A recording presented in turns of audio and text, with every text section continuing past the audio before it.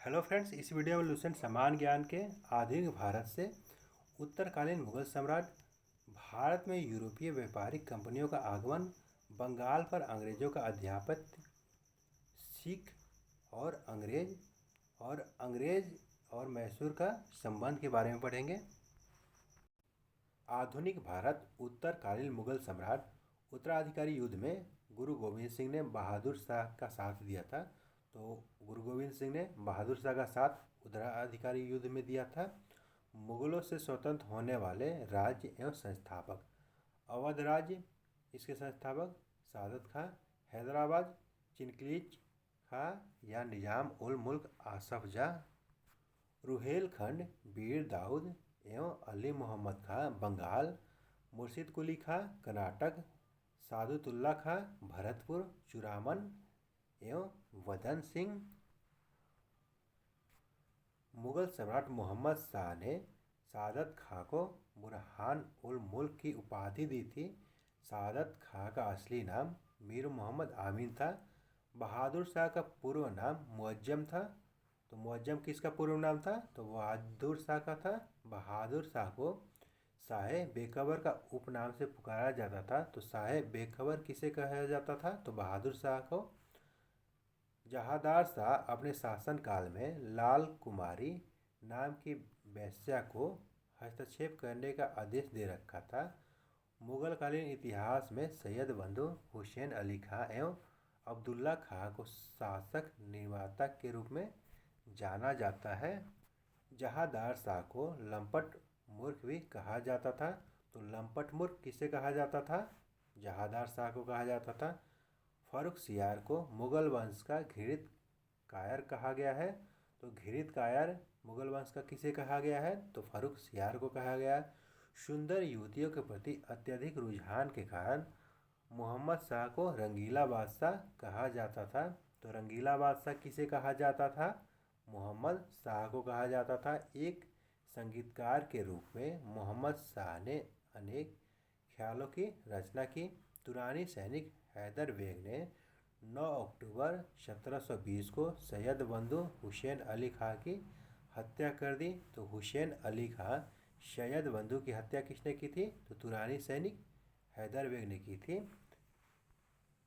मोहम्मद शाह के शासनकाल में ही हैदराबाद के चिनक्लीज खां ने निजाम उल मुल्क की उपाधि धारण की थी। 1725 ईस्वी में स्वतंत्र राज्य की स्थापना की। हैदराबाद की स्थापना तुरानियों ने एवं अवध की स्थापना ईरानियों ने की थी। तो हैदराबाद की स्थापना किसने की थी? तुरानियों ने। अवध की स्थापना किसने की थी? ईरानियों ने की थी। ईरान, फारस के सम्राट नादिर शाह ने 1739 में दिल्ली पर आक्रमण किया। उस समय दिल्ली का शासक मोहम्मद शाह था। नादिर शाह को ईरान का नेपोलियन कहा जाता है। ईरान का नेपोलियन किसे कहा जाता है? तो नादिर शाह को कहा जाता है।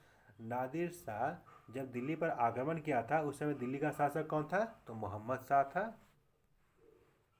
नादिर शाह लगभग 70 करोड़ रुपए की धनराशि और शाहजहां का बनाया हुआ तख्ते ताउस तथा कोहिनूर हीरा लेकर फारस वापस लौटा। तख्ते ताउस मयूर सिंहासन पर बैठने वाला अंतिम मुगल शासक मोहम्मद शाह था। शाह आलम द्वितीय, अली गौहर जिसे कहते थे, के शासनकाल में 1803 ईस्वी में अंग्रेजों ने दिल्ली पर कब्जा कर लिया। तो दिल्ली पर कब्जा कब हुआ अंग्रेजों के द्वारा? 1803 ईस्वी में। किसके शासनकाल में? तो शाह आलम द्वितीय के शासनकाल में। पानीपत का तृतीय युद्ध 1765 ईस्वी में मराठा एवं अहमद शाह अब्दाली की सेना के बीच में हुआ था। इस युद्ध में मराठों की हार हुई। तो पानीपत का तृतीय युद्ध कब हुआ था? तो 1761 ईस्वी में। किनके बीच हुआ था? तो पानीपत का तृतीय युद्ध मराठा और अहमद शाह अब्दाली की सेना के बीच में हुआ था। पानीपत के तृतीय युद्ध में कौन जीता था? तो अहमद शाह अब्दाली जीता था और मराठा हार गए थे। अहमद शाह अब्दाली का वास्तविक नाम क्या था? तो अहमद खां था। इसने भारत पर 8 बार आक्रमण किया था। उत्तरकालीन मुगल सम्राट, तो इनका शासनकाल दे रखा है। बहादुर शाह का शासनकाल 1707 से 1712 था।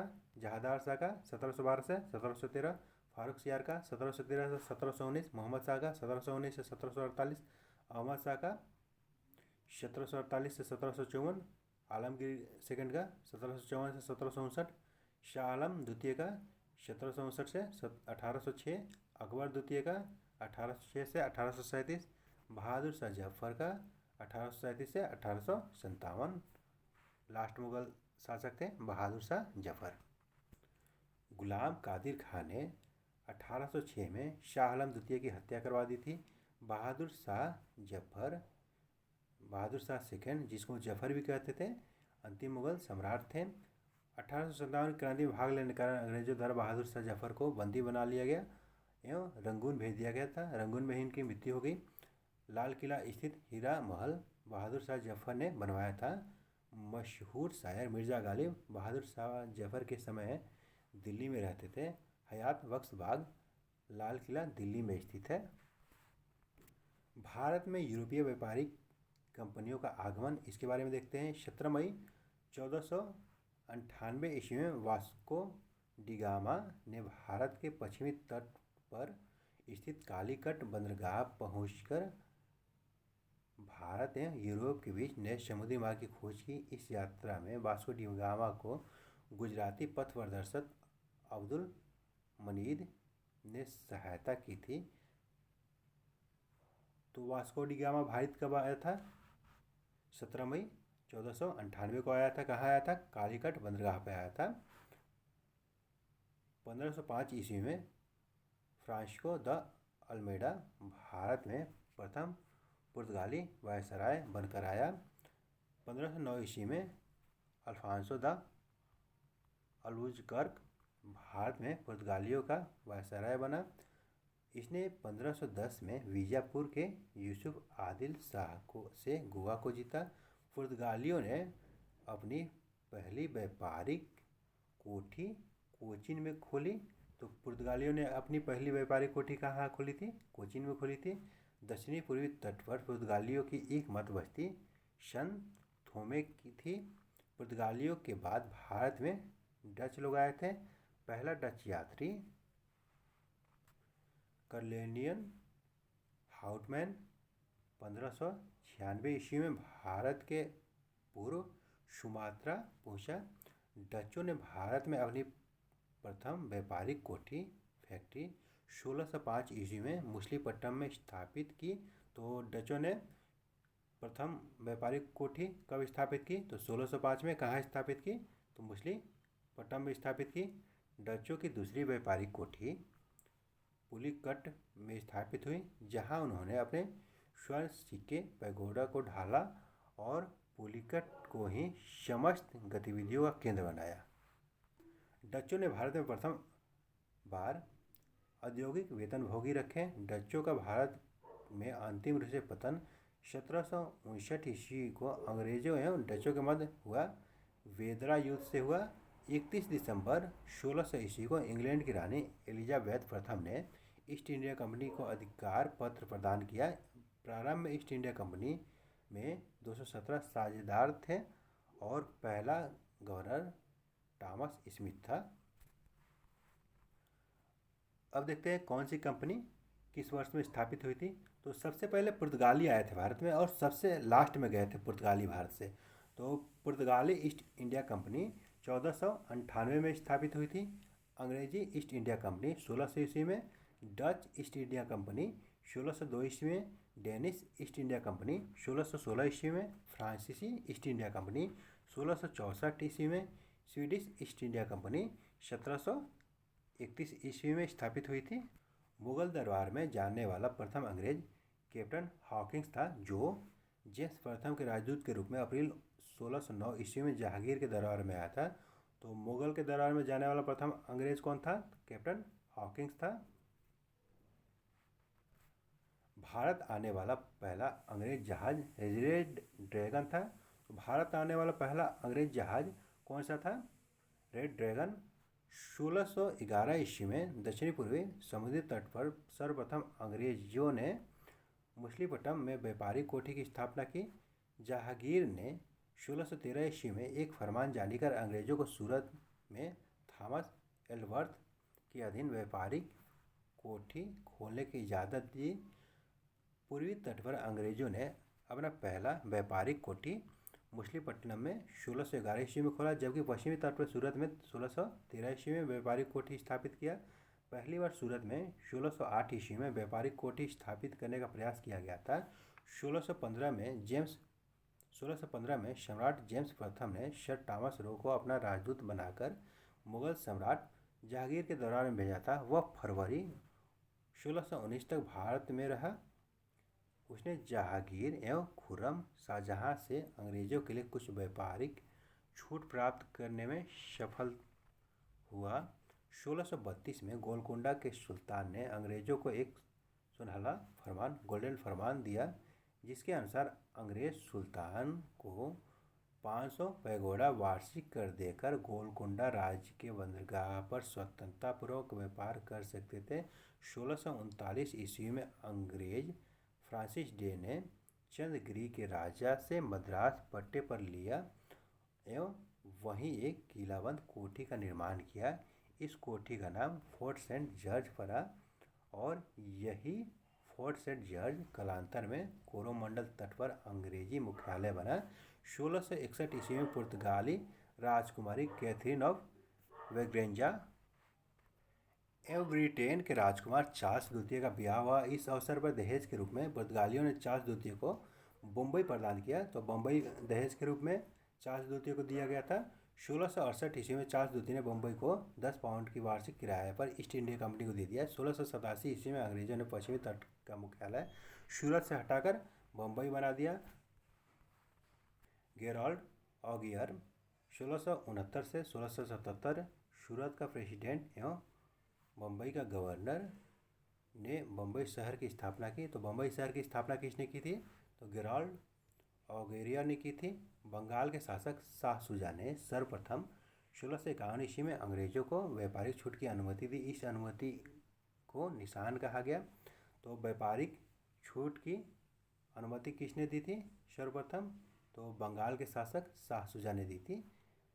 1698 ईस्वी में ईस्ट इंडिया कंपनी ने 3 गांव सुल्तानुत्ती, कालीकट, गोविंदपुर की जमींदारी 1200 रुपया भुगतान कर प्राप्त की और यहाँ पर फोर्ट विलियम का निर्माण किया। चार्ल्स आयर फोर्ट विलियम के प्रथम प्रेसिडेंट हुए। कालांतर में यही कोलकाता नगर कहलाया, जिसकी नींव जॉर्ज चारनॉक ने रखी। तो कोलकाता की नींव किसने रखी थी? जॉर्ज चारनॉक ने रखी थी। भारत में फ्रांसीसियों की प्रथम कोठी फ्रैंको कैरो के द्वारा सूरत में 1668 में स्थापित की गई थी। तो फ्रांसीसियों की प्रथम कोठी 1668 में स्थापित की गई थी सूरत में। 1674 में फ्रांसीसी कंपनी के निर्देशक फ्रैंकोइस वाटिन ने वाली कोंडापुर के सूबेदार शेरका लोधी से पौंडीचेरी नामक एक गांव प्राप्त किया, जो कालांतर में पौंडीचेरी के नाम से जाना गया। प्रथम कर्नाटक युद्ध 1746 से 1748 ईस्वी में ऑस्ट्रिया के उत्तराधिकारी युद्ध से प्रभावित था। 1748 में हुई ए ला सापल की संधि के द्वारा ऑस्ट्रिया का उत्तराधिकारी युद्ध समाप्त हो गया और इसी संधि के तहत प्रथम कर्नाटक युद्ध समाप्त हो गया। तो प्रथम कर्नाटक युद्ध कब तक हुआ था? तो 1746 से 1748 तक हुआ था कर्नाटक का प्रथम युद्ध। कर्नाटक का दूसरा युद्ध 1749 से 1754 ईस्वी तक हुआ था। इस युद्ध में फ्रांसीसी गवर्नर डुप्ले की हार हुई थी। उसे वापस बुला लिया गया और उसकी जगह पर गोडेहू को भारत का अगला फ्रांसीसी गवर्नर बनाया गया। पौंडीचेरी की संधि जनवरी 1755 ईस्वी के साथ ही युद्ध विराम हो गया। तो द्वितीय कर्नाटक युद्ध कब तक हुआ था? तो 1739 से 1754 ईस्वी तक हुआ था। कर्नाटक का तीसरा युद्ध 1756 से 1763 ईस्वी के बीच में हुआ, जो 1756 में शुरू हुआ। सप्तवर्षीय युद्ध का ही एक अंश था। पेरिस की संधि होने पर यह युद्ध समाप्त हो गया। 1760 में अंग्रेजी सेना ने सर आयरकूट के नेतृत्व में वांडीवास की लड़ाई में फ्रांसीसियों को बुरी तरह से हराया। 1761 में अंग्रेजों ने पौंडीचेरी को फ्रांसीसियों से छीन लिया। 1763 में हुई पेरिस संधि के द्वारा अंग्रेजों ने चंद्रनगर को छोड़कर शेष अन्य अंग्रेजों को लौटा दिया, जो 1749 तक फ्रांसीसियों के कब्जे में रहा। यह प्रदेश भारत की आज़ादी तक फ्रांसीसियों के कब्जे में रहा था। बंगाल पर अंग्रेजों का आधिपत्य, इसके बारे में देखते हैं। मुगल साम्राज्य के अंतर्गत आने वाले प्रांतों में बंगाल सर्वाधिक संपन्न राज्य था। मुर्शिद कुली खां स्वतंत्र शासक था, परंतु वह नियमित रूप से मुगल बादशाह को राजस्व भेजता था। मुर्शिद कुली खां ने अपनी राजधानी ढाका से मुर्शिदाबाद भागीरथी नदी के तट पर स्थानांतरित किया। तो ढाका से मुर्शिदाबाद किसने राजधानी स्थानांतरित किया था? तो मुर्शिद कुली खां ने किया था। इसने इजारेदारी की प्रथा प्रारंभ की तथा कृषकों को तकावी ऋण, खेतों के लिए अग्रिम कर प्रदान किया। इसका उत्तराधिकारी इसका दामाद शुजाउद्दीन था। तो मुर्शिद कुली खां का उत्तराधिकारी कौन था? तो मुर्शिद कुली खां का उत्तराधिकारी उसका दामाद शुजाउद्दीन था। 1740 में गिरिया के युद्ध में सरफराज को मारकर बिहार के सर सूबेदार अलीवर्दी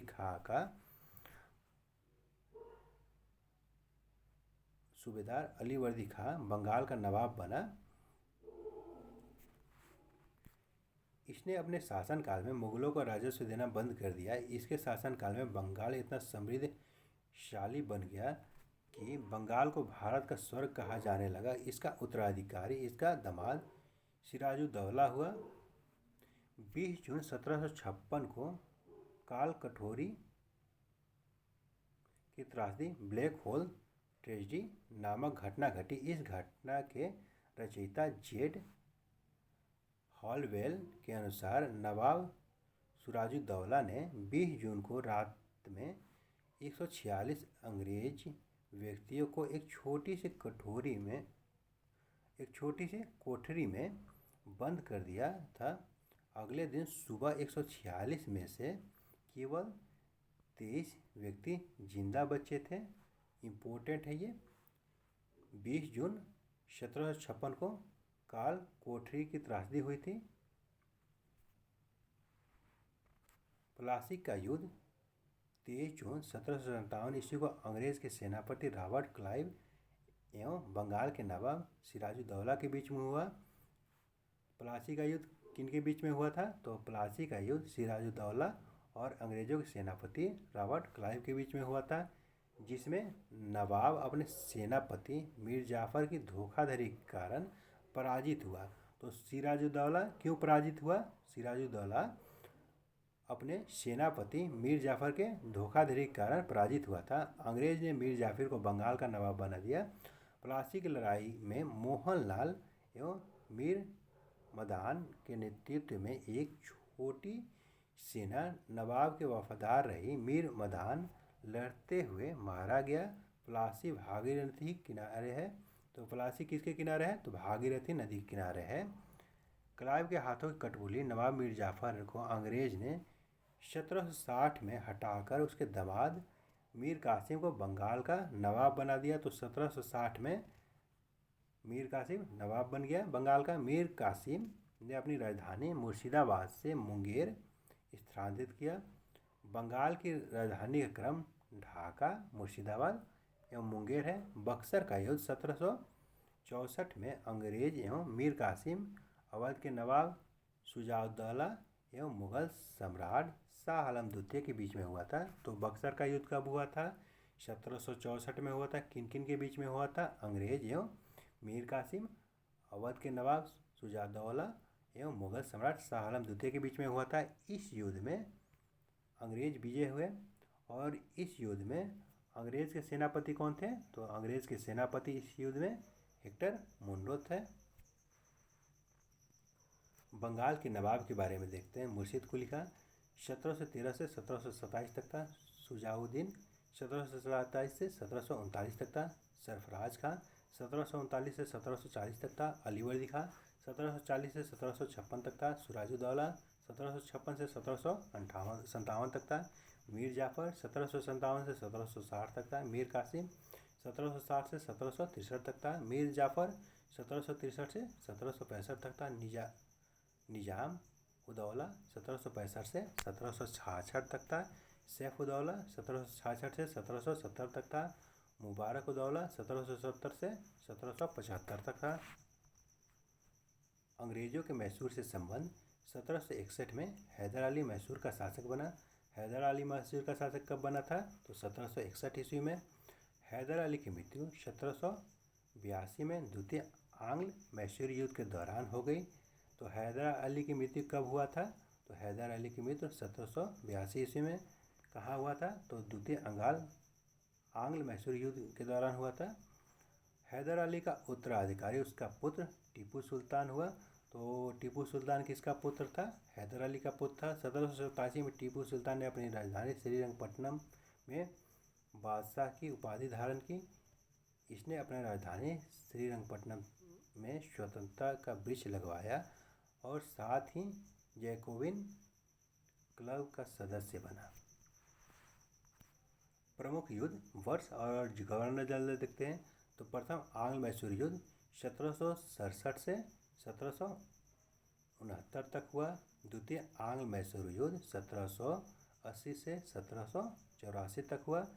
इस समय द्वितीय आंग्ल मैसूर युद्ध में अंग्रेज के गवर्नर कौन थे? तो अंग्रेज के गवर्नर जनरल वारेन हेस्टिंग थे। तृतीय आंग्ल मैसूर युद्ध 1790 से 1792 तक हुआ। गवर्नर थे कॉर्नवालिस। चतुर्थ आंग्ल मैसूर युद्ध 1799 ईस्वी में हुआ। इसके गवर्नर थे लॉर्ड वेलेस्ली। इस युद्ध में मराठा हैदराबाद के निजाम एवं अंग्रेज़ों की संयुक्त सेना मैसूर के खिलाफ लड़ी थी। टीपू सुल्तान की मृत्यु श्रीरंगपट्टनम की आखिरी युद्ध यानी चतुर्थ आंग्ल मैसूर युद्ध के दौरान 1799 ईस्वी में हो गई थी। टीपू सुल्तान को शेरे मैसूर कहा जाता है। तो शेरे मैसूर किसे कहा जाता था? तो टीपू सुल्तान को कहा जाता था। टीपू सुल्तान की मृत्यु कहाँ हुई? तो चतुर्थ आंग्ल मैसूर युद्ध के दौरान 1799 ईस्वी में हुई। टीपू सुल्तान के राष्ट्रीय झंडे पर शेर की तस्वीर होती थी। 1760 ईस्वी में वांडीवास का युद्ध हुआ। इसमें अंग्रेज़ों ने सर आयरकोट के नेतृत्व में लाली के नेतृत्व वाली फ्रांसीसी सेना को पराजित किया था। तो वांडीवास का युद्ध कब हुआ था? तो 1760 ईस्वी में हुआ था। उसमें अंग्रेज़ों की विजय हुई थी और फ्रांसीसी सेना हार गई थी। महत्वपूर्ण संधियों के बारे में देखते हैं। प्रथम आंग्ल मैसूर युद्ध मद्रास की संधि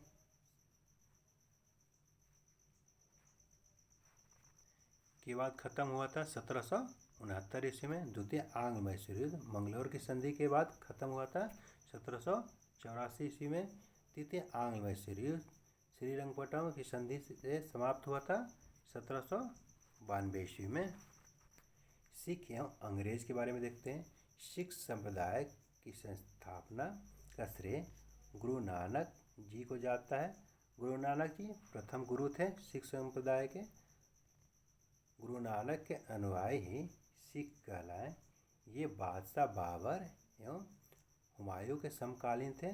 तो गुरु नानक किसके समकालीन थे? बाबर और हुमायूं के समकालीन थे। 1796 ईस्वी में कार्तिक पूर्णिमा को नानक को आध्यात्मिक पुनर्जीवन का अभ्यास हुआ। गुरु नानक ने गुरु का लंगर नामक निःशुल्क सहभागी भोजनालय स्थापित किया। तो लंगर की शुरुआत किसने की थी? तो गुरु नानक ने की थी।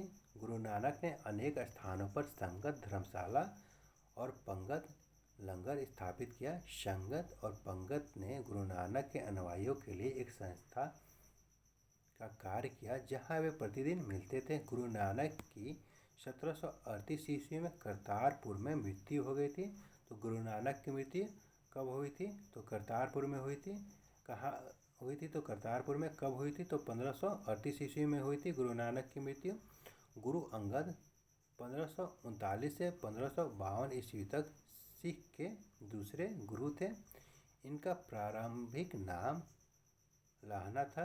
तो सिख के दूसरे गुरु कौन थे? तो गुरु अंगद थे। सिख के पहले गुरु कौन थे? तो गुरु नानक थे। लाहना किसका नाम था? तो गुरु अंगद का नाम था। इन्होंने नानक द्वारा शुरू की गई लंगर व्यवस्था को अस्थायी बना दिया। तो लंगर व्यवस्था को अस्थायी किसने बनाया था? तो गुरु अंगद ने बनाया था।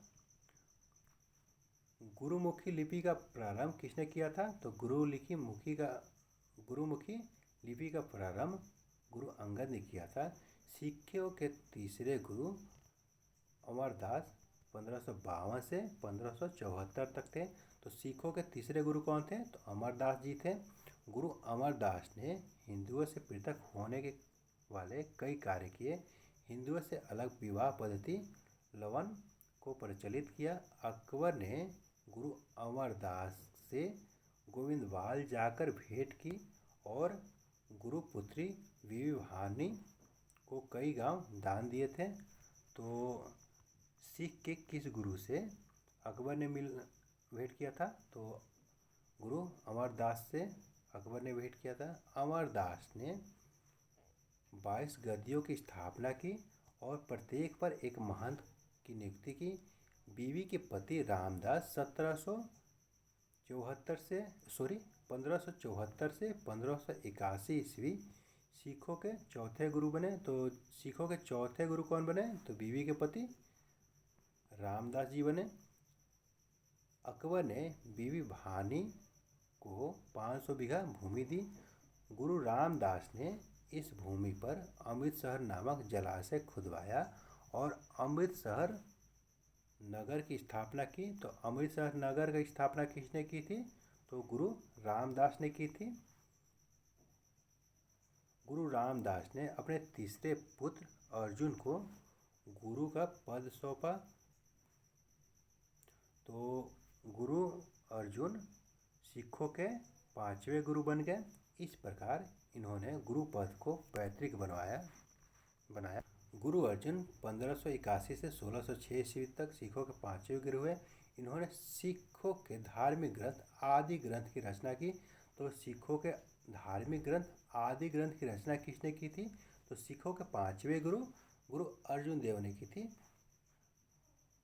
इन्होंने गुरु नानक की प्रेरणापद प्रार्थनाओं एवं गीत संकलित है। इसमें गुरु नानक की प्रेरणापद प्रार्थनाएं और गीत संकलित है।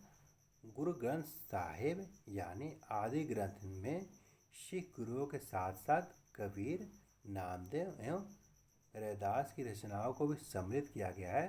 तो गुरु ग्रंथ साहिब में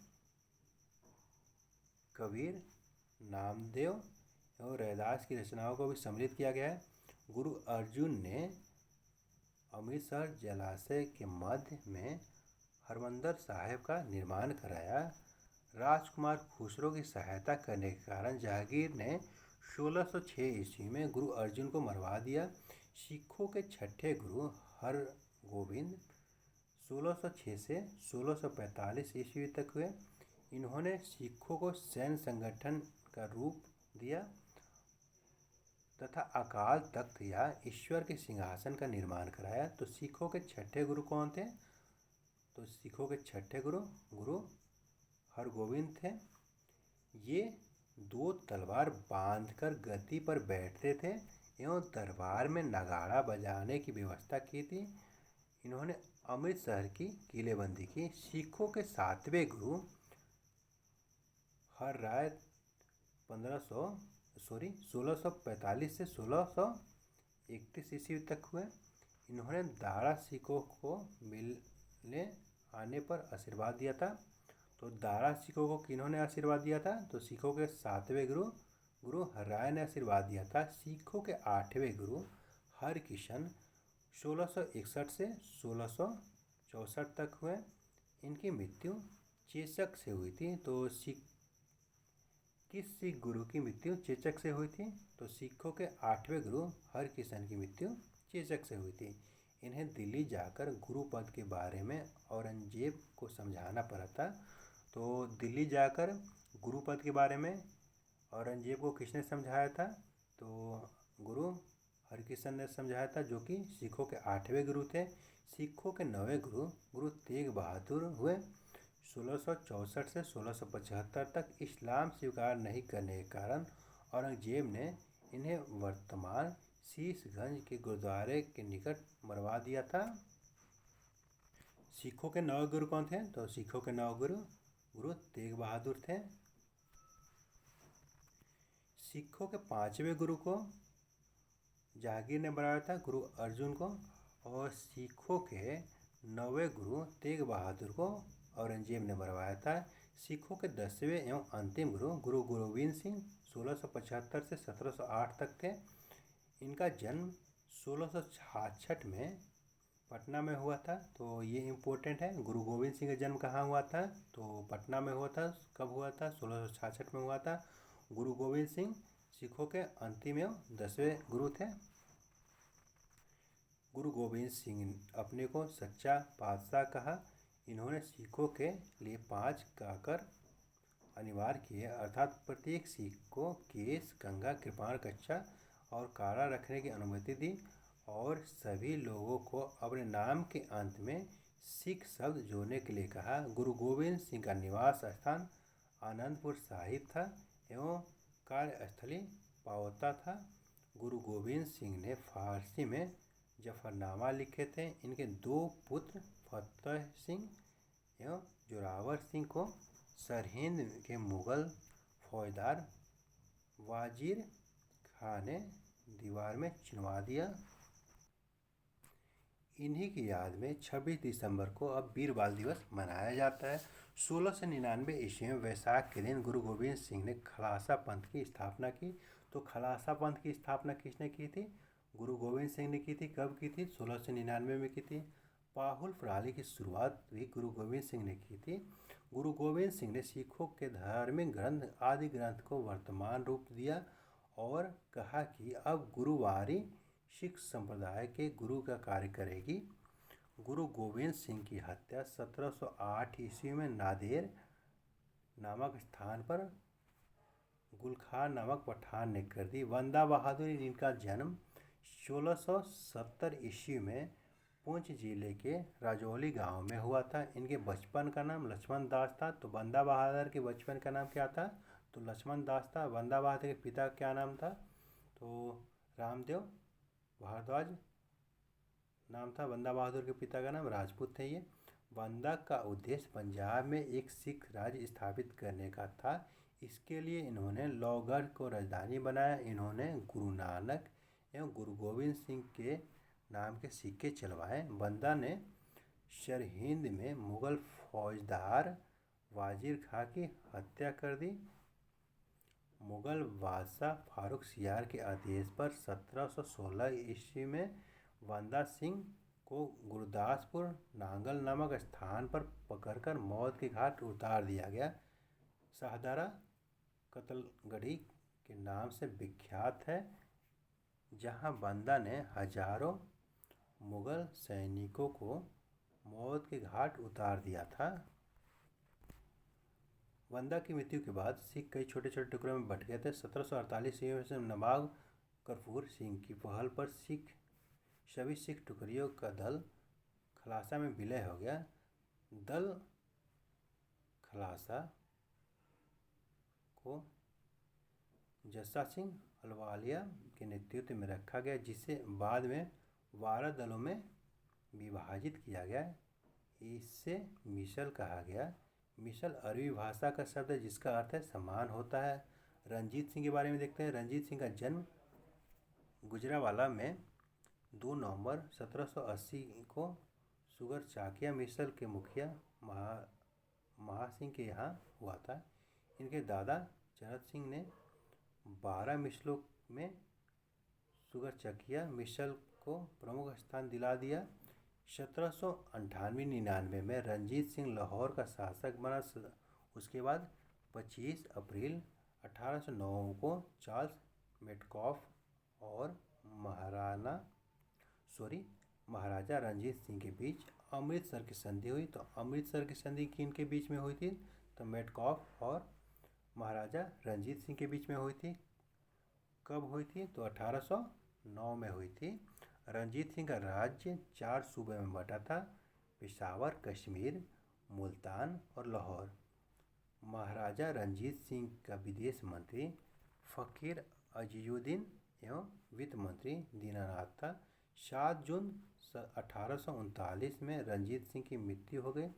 प्रथम आंग्ल सिख युद्ध 1845 से 46 में एवं द्वितीय आंग्ल सिख युद्ध 1849 में हुआ था। अंग्रेजों एवं सिखों के मध्य हुई संधि। तो लाहौर की संधि कब हुई थी? 9 मार्च 1846 में हुई थी।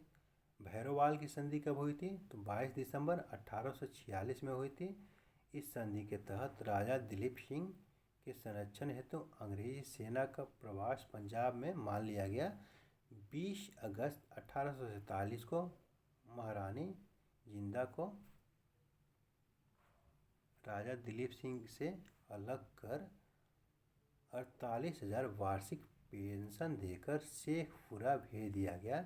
द्वितीय आंग्ल सिख युद्ध के दौरान पहली लड़ाई चिलियानवाला की लड़ाई सिख नेता शेर सिंह एवं अंग्रेज कमांडर गफ के मध्य लड़ी गई। दूसरी लड़ाई गुजरात के चिनाब नदी के किनारे चार्ल्स नेपियर के नेतृत्व में अंग्रेजों ने 21 फरवरी 1849 को लड़ी। इस युद्ध में सिखों में बुरी तरह पराजित हुए। इस युद्ध में सिख बुरी तरह पराजित हुए।